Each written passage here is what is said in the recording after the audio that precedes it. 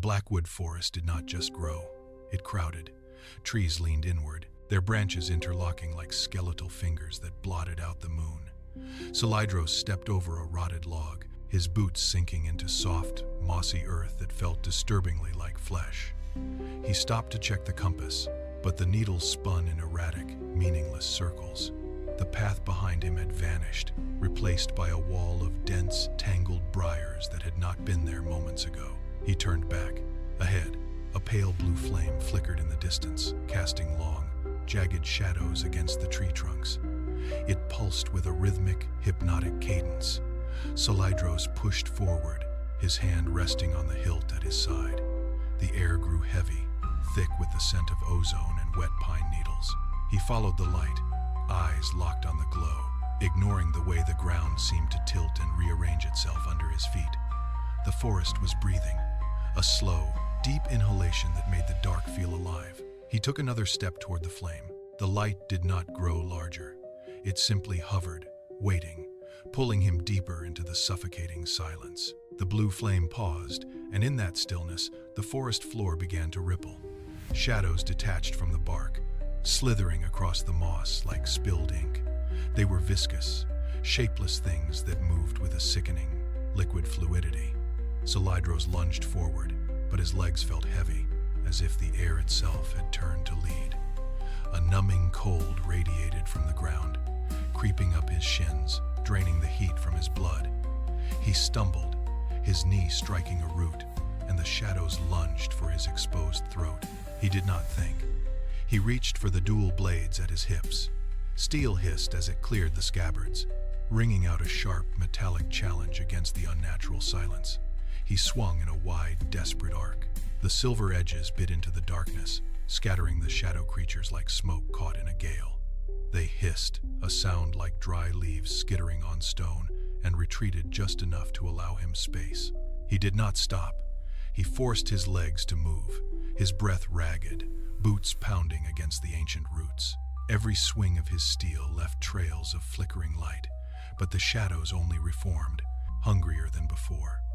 He was running now, chasing the light, while the forest floor clawed at his heels. The thicket broke open suddenly, spilling Solydros into a circular clearing paved with shattered stone. Massive pillars lay toppled, half buried in centuries of rot. The air here was different, stagnant, biting, and thick with the smell of frost. He skidded to a halt, his boots carving tracks into the mud. Above the ruins, the blue flame erupted, no longer a distant flicker but a roaring inferno of cold light. It pulsed in time with his own frantic heartbeat. He looked up, and the wraith drifted into view, its formless face a mask of jagged, swirling mist. The temperature plummeted. His breath blossomed in the air like gray smoke. Frost began to web across the silver of his blades, stiffening his grip. He tried to turn, but the path he had entered through was gone, replaced by a wall of impenetrable, shifting shadow. There was no exit. The wraith descended, the blue light flaring so brightly it bleached the world white. The ground trembled as the ruins reacted to the entity's arrival. Solydros raised his steel, his muscles screaming under the weight of the encroaching chill. He stood in the center of the forgotten grove, surrounded by broken stone, as the silence became a physical weight, pressing against his chest, warning him that the final confrontation had begun. The wraith lashed out with spectral hands, each sweep leaving a trail of frost that cracked the surrounding stone.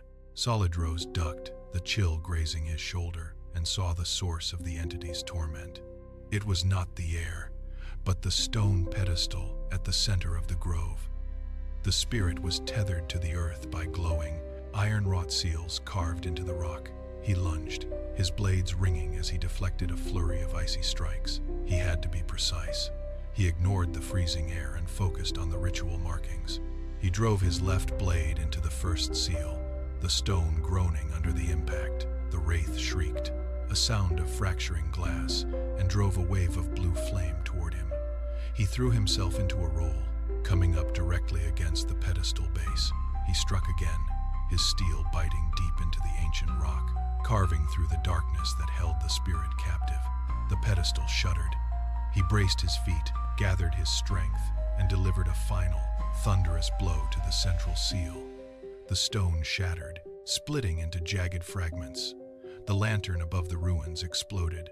A blinding, silent wave of light washed over the grove, tearing through the shadows and extinguishing the blue fire in a single, violent pulse. The blinding glare subsided, replaced by a soft, golden luminescence that drifted upward like embers from a dying hearth. The jagged, smoky form of the wraith smoothed into a gentle, hovering spark. There was no sound of struggle, no shriek of torment. The entity ascended, passing through the canopy, and dissolved into the leaves. Silence rushed back into the clearing, an absolute, heavy stillness that made his own heartbeat sound like a drum. Solydros stood motionless, his chest heaving. His steel blades were notched and dull, the metal losing its luster in the dimming light. He wiped the cold residue from his palms.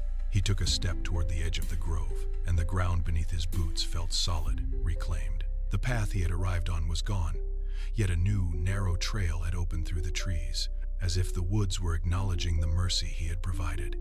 He did not look back at the shattered stone. He walked into the dark, the weight of the night feeling different now, not a hunt, but a witness to what had passed. The debt was settled.